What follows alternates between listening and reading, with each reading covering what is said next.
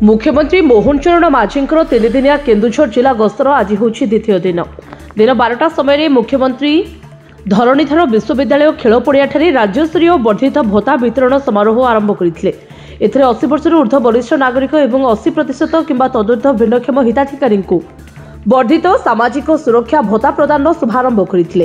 प्रथमे विभिन्न स्वयं सहायक गोष्ठी को लक्षाधिक टंकार सहायता राशि प्रदान करते। यापर 80 वर्ष ऊर्ध्व एवं 80% किंबा तदूर्ध्व भिन्नक्षम हिताधिकारी अनेक वरिष्ठ नागरिक मानक मुख्यमंत्री मंच उपर 3500 टंकार वर्धित सामाजिक सुरक्षा भत्ता प्रदान करते। यापर प्रथमे मुख्यमंत्री जय जगन्नाथ, जय मां तारिणी, जय बलदेव जीव कही निजर अभिभाषण आरंभ करते।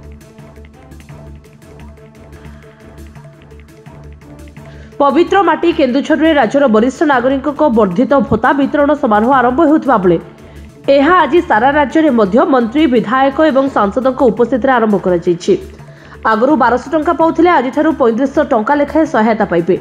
4,77,000 ऊर्ध्व लोक यार लाभ पाइबे एवं केन्दुझर जिलार 9,913 जन यार लाभ पाइबे।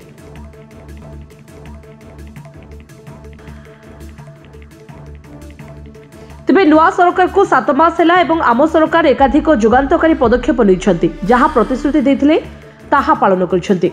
हेले विगत सरकार लोकों दुख सुख बुझिबारे विफल होइथिले तेणु लोके तांको प्रत्याख्यान करी आम सरकार को क्षमता को आनिछन्ति। उपस्थित माँ माने मो पाई मकर पिठा आनिछन्ति कि नाही बोली पचारिथिले एवं जड़े महिला आनिथिले एवं से पिठा तांको पाखको आनिबाकू कहिथिले।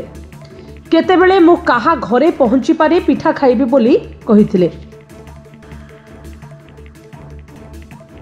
तेरे गाँ लोकंकर दुख कौन मु जानी निजे अंगे निभाई। महिला सशक्तिकरण पर माओ मान 50,000 प्रदान कर 29,000 ऊर्ध्व डाक्तखाना आयुष्मान योजन चिकित्सा हो पार एवं 70 वर्ष ऊर्ध्व नागरिक माने यार लाभ पाई पारे। प्रति पंचायत रे एबे आयुष्मान मंदिर प्रतिष्ठा हेबो सेठारे मागणार औषध सहित चिकित्सा जोगाई दिया। विधायक बिद्री पात्र कहते जे जी जहाँ भावुची भावु जिलार सर्वांगीन विकास पाई मोहन बाबू को साथ देवी ताहाको मध्य मुख्यमंत्री स्वागत करथिले। तेबे यहाँ पर सर्किट हाउस फेरी किछि समय विश्राम नेबा परे 5:40 समय रे बड़बिल ठारे थिबा सरस्वती शिशु विद्या मंदिर खेल पड़ियार उद्घाटन करिबा परे 6:05 समय रे बड़बिल महोत्सव सिल्भर जुबली उत्सव रे जोग देबा परे राति 11:10 समय केन्दुझर सर्किट हाउस रे पहुंची रात्रि यापन करेंगे। यापर गुरुवार अर्थात गस्तर तृतीय दिन में 9:40 समय झुंपरार बालीबंध एकादश कार्यक्रम में जोगदे दिन 11:55 समय राजस्व एयरस्ट्रिप्र भुवनेश्वर फेरीजार कार्यक्रम रही। सर्वप्रथमे मकर संक्रांतिर शुभेच्छा और अभिनंदन समस्त को जनाऊँगी एवं समस्त सुख समृद्धि कामना करुँची। मकर संक्रांति अवसर रे आज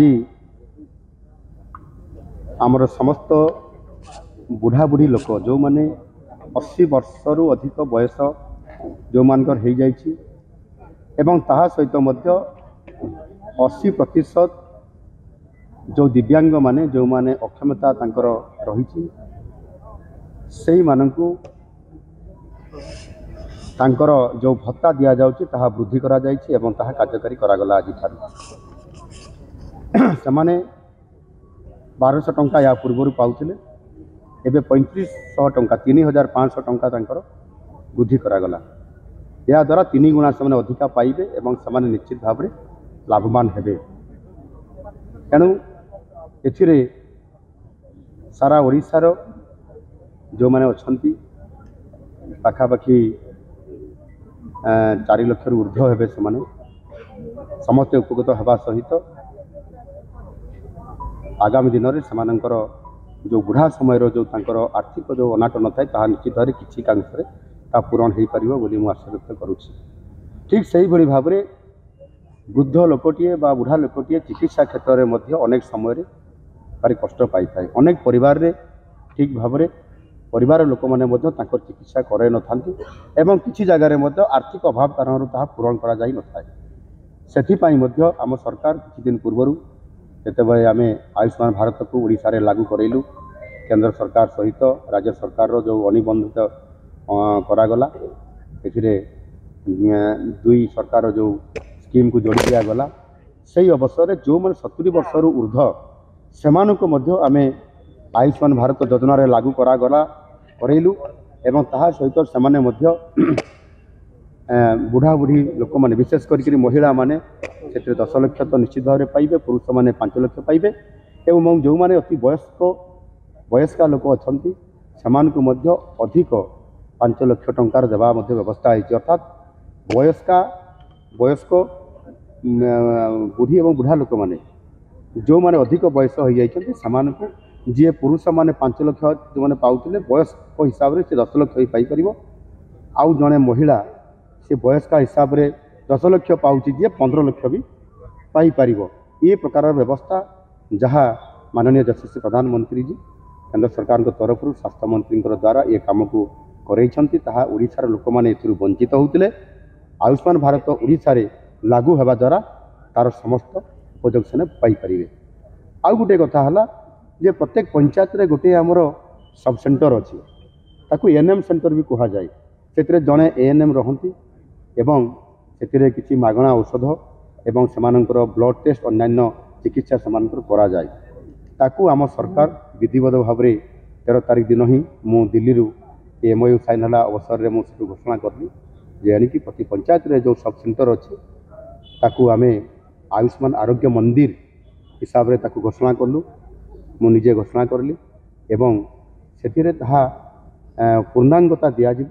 ସେଥିରେ ତାର ଭିତ୍ତିଭୂମି ସବୁ ଯାହା ଯାହା ଦରକାର ଅଛି ଘର ଏବଂ ଆବଶ୍ୟକ ଯାହା ଜିନିଷ ସବୁ ଗ୍ରହଣ କରାଯିବ ଏବଂ ANMଙ୍କ ସହିତ ଜଣେ ANM ରହିବ। ANMଙ୍କ ସହିତ ସେଥିରେ ଆମର ଯେଉଁ ରହିଲେ ଆମର ଜଣେ ହେଲ୍ଥ ୱାର୍କର ସିଏ ରହିବେ, ଆଉ ଜଣେ ଆମର ଜଣେ ଆୟୁଷ କର୍ମଚାରୀ ମଧ୍ୟ ସେଠି ଜଣେ ଉପସ୍ଥିତ ରହିବେ, ଯାହାଦ୍ୱାରା କି ଏଥିରେ ସେମାନେ ସବୁ ପ୍ରକାରର ରୋଗୀମାନଙ୍କୁ ଚିକିତ୍ସା କରିବା ପାଇଁ ଯେଉଁଟାକି ପ୍ରାଥମିକ ଚିକିତ୍ସା ସ୍ତରରେ ପଞ୍ଚାୟତ ଲେଭେଲରେ ମଧ୍ୟ ଅନେକ ସମୟରେ ବହୁତ ଠିକ୍ ଭାବରେ ହୋଇପାରୁନଥିଲା, ଯାହାଫଳରେ ଲୋକମାନେ ଅସୁବିଧାରେ ଭୋଗୁଥିଲେ। ଏଣିକି ପ୍ରତି ପଞ୍ଚାୟତରେ ଏ ପ୍ରାଥମିକ ଚିକିତ୍ସାକୁ ଏକ ଆୟୁଷ୍ମାନ ଆରୋଗ୍ୟ ମନ୍ଦିର ହିସାବରେ ଗ୍ରହଣ କରାଯାଉଛି, ଯେଉଁଥିରେ କି ଚିକିତ୍ସା ମଧ୍ୟ ପାଇପାରିବେ।